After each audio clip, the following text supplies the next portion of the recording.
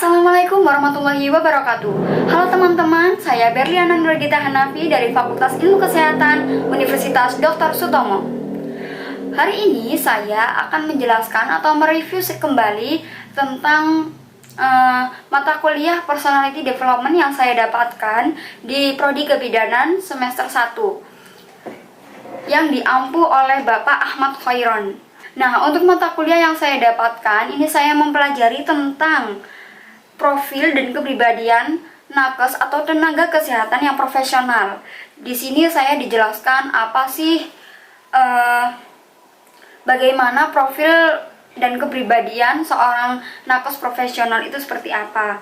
Kemudian untuk teori dan kepribadian ini ada teori personality and good personality. Jadi bagaimana cara kita melakukan peningkatan diri atau peningkatan personality menjadi personality yang lebih baik atau good personality. Kemudian bagaimana cara kita membangun kepribadian, membangun komunikasi dan juga melatih leadership atau kepemimpinan. Kemudian bagaimana cara kita untuk bertata busana atau berwiraga, kemudian bertata rias, itu juga ada dalam profil nakes profesional. Kemudian ada lingkungan kerja. Di sini saya dijelaskan tentang bagaimana cara beradaptasi di lingkungan kerja, kemudian bagaimana cara kita bersikap atau beramah tamah dengan lingkungan kerja atau teman sejawat kita. Kemudian ada etika profesi, bagaimana cara kita memahami atau menerapkan tentang etika profesi kita masing-masing. Kemudian saya juga diajarkan tentang networking atau jejaring. Ini yang saya wow banget gitu ya. Kan saya akui mungkin sedikit introvert, atau mungkin di setiap kita itu mempunyai dimana saat kita introvert, dimana kita ekstrovert mungkin ya. Setahu saya seperti itu, yang saya alami seperti itu. Jadi kadang saya itu bisa terbuka di lingkungan tertentu saja, dan saya juga bisa menjadi tertutup di lingkungan tertentu saja. Mungkin ada yang sama, tulis di kolom komentar ya.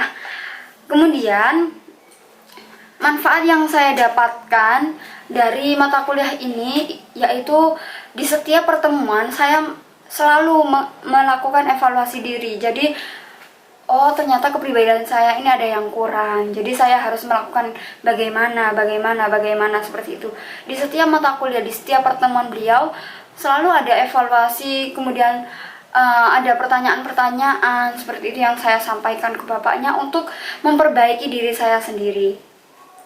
Kemudian untuk perubahan yang saya rasakan ini, saya mulai merubah kepribadian atau kebiasaan saya.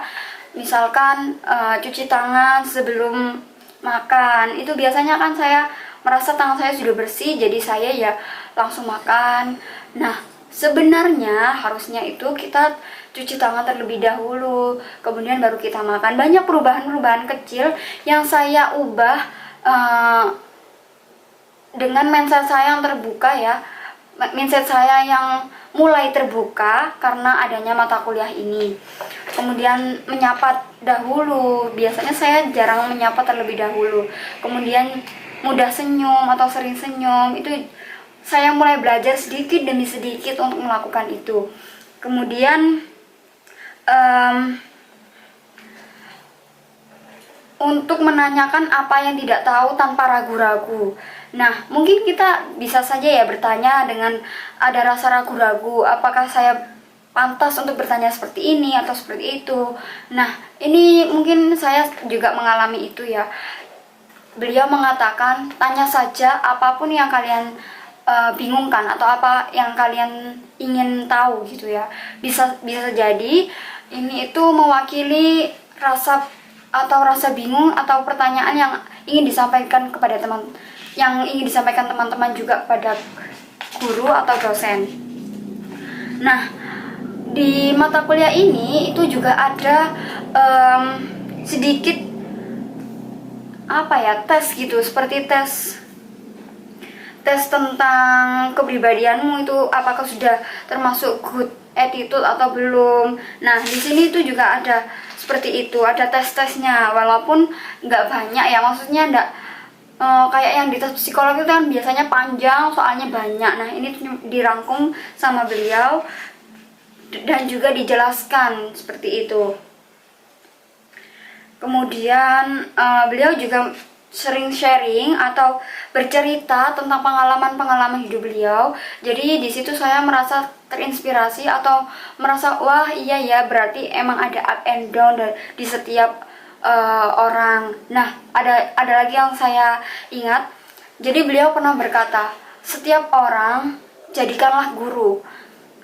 Tidak usah memandang tingkatan atau golongan orang-orang tersebut. Nah, di sini terkadang saya tuh juga kadang juga meremehkan orang. Ya mohon maaf ya, memang semua orang itu tidak ada yang sempurna. Jadi adalah momen-momen tertentu saya itu menganggap seperti itu. Tapi beliau mengatakan kalau dengarkan dulu, baru nanti kita bisa memilah-milah seperti itu.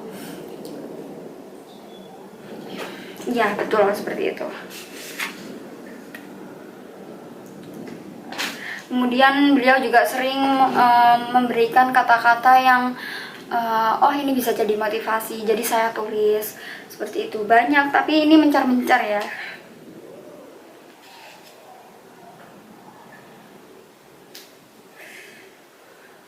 Oh iya, ini ada tips-tips untuk membangun jejaring atau networking yang saya tulis. Jadi di sini ada biasakan menyapa atau menyapa dahulu. Kemudian jangan biarkan lawan bicara merasa dimanfaatkan. Kemudian jangan sampai lawan bicara merasa tidak nyaman. Kemudian membangun jejaring tidak melulu serius, harus ada guyon atau komedinya. Kemudian sosial kapital atau jejaring sosial ini bisa dijadikan aset. Jadi jangan terlalu antusias untuk menceritakan diri jika tidak diberikan kesempatan. Jadi kalau kita berkomunikasi itu yang baik itu kita mendengarkan dan juga kita tidak hanya mendengarkan tapi juga melakukan feedback ya. Misalkan walaupun hanya sekedar iya atau oh gitu ya gitu, itu harus dilakukan. Jadi tidak hanya mendengarkan saja terus kemudian kita HP-an atau melakukan sesuatu yang kita dengar cuman tidak memperhatikan. Nah, itu juga tidak baik. Ini komunikasi ini sangat penting ya. Sampai kapanpun komunikasi itu penting. Bahkan dalam rumah tangga ini juga sangat penting. Kurangnya komunikasi dalam rumah tangga bisa menghancurkan rumah tangga tersebut. Mungkin banyak ya kalau tentang kehidupan sehari-hari atau personality development ini, pembangunan personality pasti ada aja yang harus dibangun ya dalam diri sendiri ini. Jadi kurang lebihnya itu saja yang bisa saya sampaikan tentang personality development ini. Kesannya kesan mata kuliah personality development ini sangat baik ya, sangat bagus untuk disampaikan di semester 1, semester 2 atau kapanpun, itu bagus sekali.